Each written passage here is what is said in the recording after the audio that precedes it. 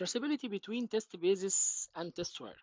الموضوع ده مهم جدا، مهم جدا على مستوى الكارير كسوفت وير تيستنج، مهم جدا على مستوى الامتحان برضو، مهم جدا في المينتاليتي بتاعتك عموما.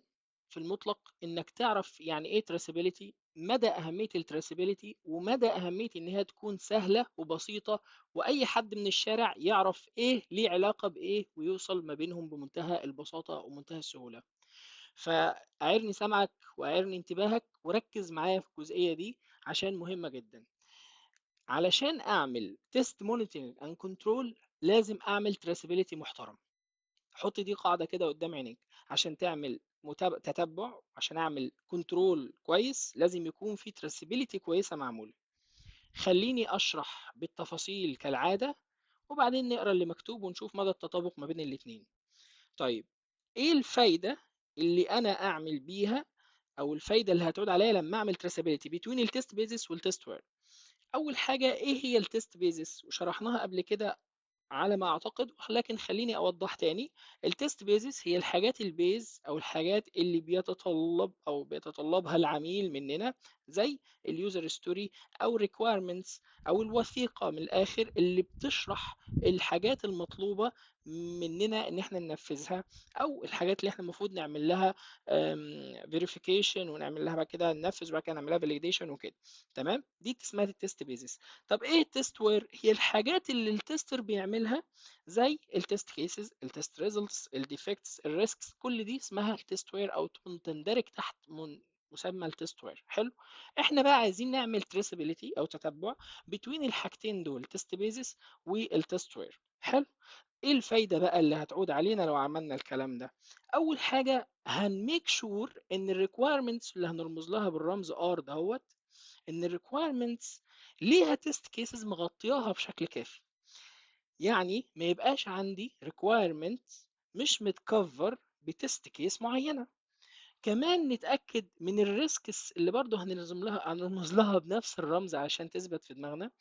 الريسكس متغطية ب تيست ريزلتس كافية، علشان هي اللي هتقول لي التيست ريزلتس دي في كام ريسك اتغطى وخلص قصته انتهت، وفي كام ريسك لسه موجود ومحتاج يتكفر.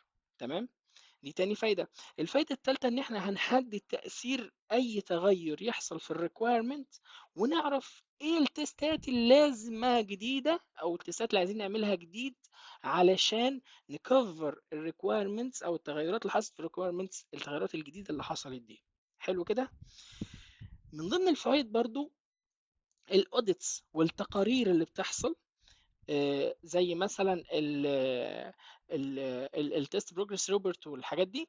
الريبورتس والتقارير اللي بتحصل لما يكون معمول تراسابيليتي، الستيك هولدرز يقدروا يشوفوا التستات بتاعتنا واصله لحد فين بشكل واضح وبشكل سهل وبسيط. طيب خليني اديك مثال، علشان انا حاسس ان انا بقول لوغاريتمات، فخلينا نوضح. لو افترضنا ان احنا عندنا تيست كيس، والتيست كيس ديت ليها علاقه بالبيمنتس. تمام كده، ليها علاقة بالبيمنتس ازاي؟ لو انا عندي مثلا كاستمر او عندي ويب سايت بيتيح للكاستمر ان هو يعمل ترانسفير للفلوس بتاعته from الاكونت، خلينا نكتب كده اكونت A لاكونت مثلا تاني بتاعه برضو نسميه مثلا ايه اكونت B. حلو كده، هو هيعمل ايه؟ هينقل الفلوس من الاكونت A للاكونت B. حلو، ممكن نكتب فوق هنا نجمع الاتنين دول كده ونعمل لهم ميرج، ونكتب هنا اللي هو هينقل ايه الماني. ماشي، يا ماني انا كاتبها غلط، ماشي نرمز لها برمز ام وخلاص. تمام، هينقل الفلوس من اكونت A لاكونت B. حلو كده، دي كده الريكويرمنتس بتاعت العميل.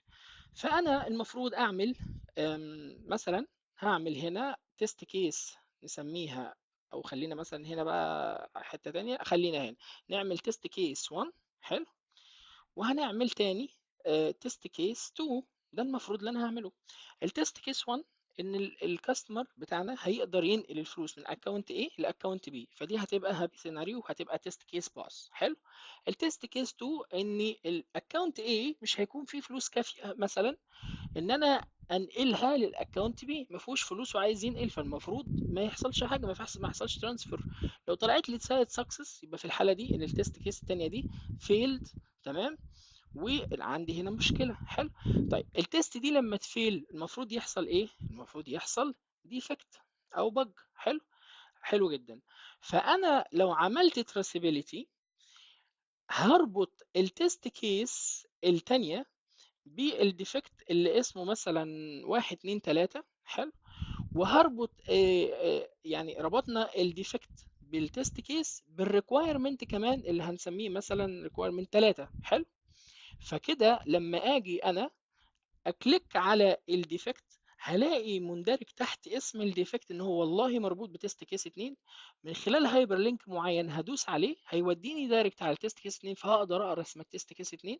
وبرضه هي هتكون تحت منها الريكويرمنت في صورة هايبر لينك، لو دوست عليه هيوديني على الريكويرمنت اللي العميل عايزه اللي هو بيمنت رقم 3.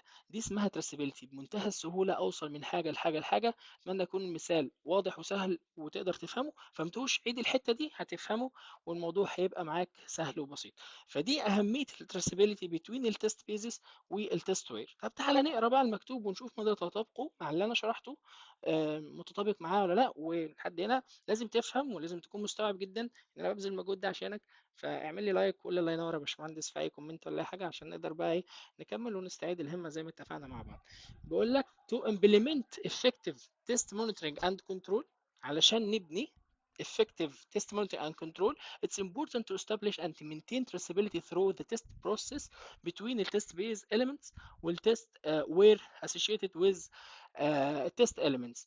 لازم نبني traceability ما بين التست بيز elements والتست وير اللي هي الاسوشيتد مع التست بيز elements دي، زي التست كونديشن والريسكس والتست كيسز والتست ريزلت والديفكتس. نفس الكلام اللي احنا قلناه هو هنا بيوضح ايه هي التست بيز وايه هي التست وير، وان احنا لازم نبني ما بينهم traceability قويه او effective فعاله. تمام. بيقول لك ان الاكيوريت تراسيبيليتي لما يبقى عندي تراسيبيليتي اكيوريت دي بتعمل ايه؟ بتسبورت ان انا نعمل ايفالويشن. تمام. ايفالويشن كفرج عشان اشوف الريكويرمنت زي ما شرحت لك، قلت لك اشوف الريكويرمنتس بتاعتي معمول لها كفرج بالشكل الكافي ولا لا. هل في ريكويرمنت مش متغطي بتست كيسز ولا مفيش؟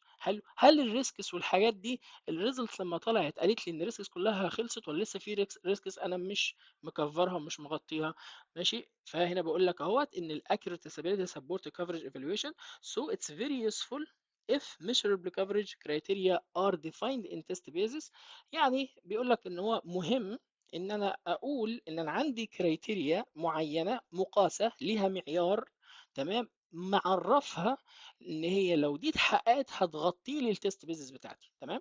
The coverage criteria can function as key performance indicator. بيقول لك بقى انت لو حددت الكفرج كرايتيريا دي وحطيت لها مقياس او قلت والله انا لو غطيت الجزء الفلاني بالتست 1 2 3 يبقى انا كده عملت لها كفرج بشكل كامل. يبقى ده هيبقى بمثابه كي بيرفورمانس انديكيتور ليا.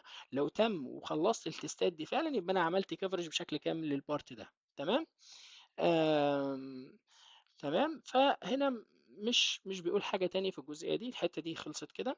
هنا بيقول لك بقى ايه ال traceability of test case if test cases to requirement can verify that requirements are covered by test cases. نفس الكلام اللي قلناه. ال traceability of test result اهي الحتة بتاعت الريزلت بقى. بيقول لك ان انت لو عملت تتبع للتست results هتقول لك ان الريسكس بتاعتك can be used to evaluate the level of residual risks and test ايه object. هشوف اقيم الليفل مستوى الريسكس اللي انا غطيتها واللي باقي من الريسكس قد ايه والتست اوبجكت انا وصلت فيه لحد فين. In addition to evaluate coverage, good traceability makes it possible to determine the impact of changes. نفس الكلام اللي شرحته بيقول لك انك كحاجة اضافية انك بتقدر من خلال الجود traceability يكون عندنا ممكن او possible اننا نحدد الامباكت بتاع التشينجز. تمام. وكمان الاوديتس and help meet IT governance criteria. Good traceability also makes test progress report and test completion report more easily understand by include the status of test base elements. يعني بيقول لك ان التست بقى التراسابيلتي دي بتخلي الريبورتس وتخلي الاوديت والكلام من ده كله مفهوم من خلال الستيك هولدرز والناس المنتفعين والمديرين والكلام من ده كله. تمام. و this can also assist in communicating the technical aspects of testing to stakeholders in an understandable manner. Traceability provide information to assess product quality, process capability and project progress against business goals. يعني التراسابيلتي لما تكون سهلة وواضحة بتخلينا نقدر نعمل بروفايد الانفورميشن ان احنا نقدم معلومات بشكل واضح وبشكل سهل علشان نعمل تقييم للبرودكت كواليتي، الكواليتي بتاعت البرودكت بتاعنا. تمام. والبروسيس كابابيلتي، امكانيه ان احنا ننفذ البروسيس بشكل مظبوط، وكمان نتابع البروجكت بروجرس، تطور المشروع بتاعنا قصاد الجولز بتاعت البيزنس اللي البيزنس محققها او اللي البيزنس قصدي عايزها او عايز يحققها. موضوع الجزء الاول من الفيديو انا شرحه بمنتهى البساطه. الكلام اللي مكتوب بيأكد على الكلام اللي انا شرحه، مدى اهميه التراسابيلتي. كمان المثال اللي حطيناه هنا في الاكسل بيودي لك او بيوري لك مدى اهميه التراسابيلتي. لما يبقى عندي ريكويرمنت معين، زي ان الكاستمر عايز يدفع او يحول فلوس من اكونت A لاكونت B الاكونتين بتوعه، فانا هعمل مثلا فور اكزامبل تو تيست كيسز عشان اتست الجزئيه دي. الاول ان هو عنده هنا كميه فلوس كافيه، فبالتالي لو حول فلوس من اكونت A لاكونت B فهتبقى تيست كيس فاليد وهتبقى باس، ده هابي سيناريو. طب لو ما كانش عنده فلوس كافيه هنا في اكونت A وجه حول وطلع لي ان التحويل تم وسكسس، في الحاله دي تبقى التيست كيس دي فيلد. تمام. وبالتالي هرفع لها ديفكت. فلما انا اعمل تريسابيلتي باستخدام تول معينه، فبالتالي هربط الديفكت بالتست كيس وهربط التست كيس بالريكويرمنت بتاعها. فبالتالي لما اجي افتح الديفكت هلاقي تحت منه مثلا هايبر لينك باسم التست كيس، لو دوست عليه هيوديني دايركتلي على اسم التست، على التست نفسها. والتست نفسها هتكون مربوطه بالريكويرمنت فمن خلال هايبر لينك مثلا، فلو دوست عليه دايركتلي هيوديني على الريكويرمنت. فبالتالي اي حد، اي ستيك هولدر، اي حد مش فاهم تيستنج هيعرف يتتبع ويشوف انهي ليه علاقه بانهي وده الديفكت ده مغطي انهي تيست، والتيست ده مغطي انهي ريكويرمنت الستيك هولدر عايزها، و يعني انهي جزء من البيزنس جولز. لحد هنا خلصنا، واشوفكم الفيديو اللي جاي.